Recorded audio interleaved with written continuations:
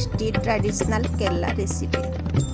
तो यहाँ बनवाई मुझे गुड़ 150 ग्राम गुड़ नहीं छोट छोट खंड करदे गुड़ को छोट छोट खंड करदे खंड करके गोटे जगार गुड़ को देदेबा से पानी 1/4 कप दबा जस्ट कम पानी दबा जमीक आमर गुड़ा मिडेब केवल गुड़ा मेल्ट करवा कहीं बाहर गुड़ में मैला रोचे तो छाणी नवा आंब पूरा मीठा पूरा जोड़ा अति मीठा मीठा पूरा पाची थी टाण थी पाची थी कि टाण थी सी आंब दीटा नवा आम दीटा आमर चोपा छड़े आम छोट छोट पीस काटिदेवा आंब आमर भल भाव पाची थवा दरकार आउे टाण टाण रही आंबड़ा भल भल हे तो ये कड़े बसई आम गोटे चामच घी दबा घी दे सारा घी माने गरम हो गला अधा चामच जीरा दबा बास्ना अधा चामच जीरा दबा तापर गोटे कप नड़िया कोरा नड़िया नबा नहीं आम से भाजवा हल्का गोटे मिनट भाजी सारा आम जो काटी रखी आंब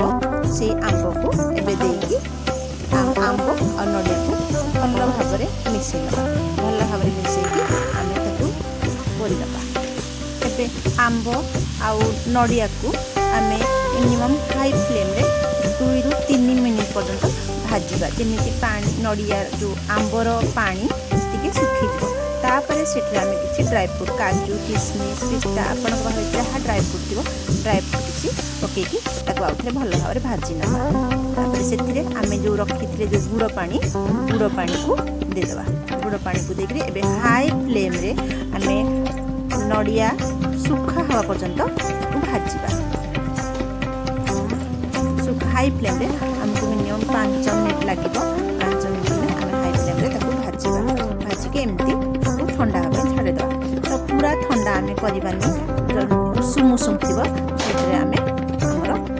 किसी बास्ना गुजराती गुंड 2टी गुजराती जाऊँगी अटा गोटे कप देखो गोटे कप आमर गहम अटा मुझे जोटा रुटी करती तो अल्प अल्प देकी आम गुड़ेबा एका बेले देदेबानी अल्प अल्प देकी गोलेबा कि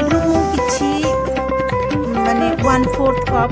अटा लास्ट रखी नेबी ता बदल मुझे चाउल गुंड चाउल पाउडर 1/4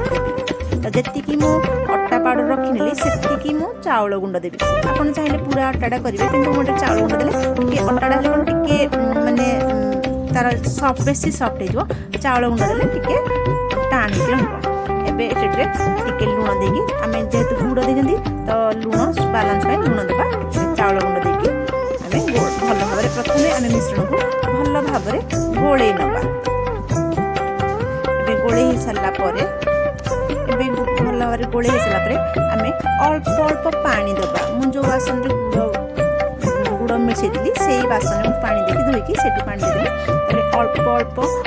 पानी देकी आम देखु ये टी मोटार गोटे बहलिया मिश्रण रेडी करवा मिश्रण आम रेडी करवा तापर आम गैस रे इडली स्टीमर रखिकी पानी को गरम करवा देखते ये गोटे केक पैन नहीं केक टिन नहीं ना तो जेकोसी पात्र नहीं जोड़ा करके आम किसी कदली पत्र रखिकी घी लगेगा यही जगह आम स्टीम करा तो आप काजू अच्छी किशमिश आप जहाँ किसी तले गार्निश आम देवा गार्निश कर सारापर आम जो रखी थे सी देखिए आम ये कन्सिस्टेंसी दरकार बेसी पानिया करवानी कारण जेहेतु आम आंब आ नड़िया बेसी पानिया करवानी ये मोटा मोटा करके देकी आम देदेवा पूरा मिश्रण को देदेवा दे सारापर आपड़ ऊपर भी चाहिए किसी नड़िया कि काजू किशमिश चाहे सजे पारे तो ये सजे ने देखो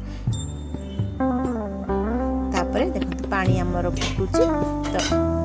गैस फ्लेम को प्रथम आम हाई करदे हाई करके आम देदेवा गोटे थाली गुड़े देवा जमी पानी पशिबनी थाली गुड़ा 25 ରୁ 25 मिनट आम मिनिमम 25 मिनट खंडे सिझेबा जेहेतु कंचा अटा आ कंचा चाउल पाउडर अच्छी सिझा 15 टाइम लगे आम मिनिमम 25 मिनट सिझा तो 25 मिनट पर देखु 25 मिनट पर आम एटा खोलिकी देखा केमती तो देखो आमर पिठा मैंने सिझी जाइए चारिपटू लाल देखा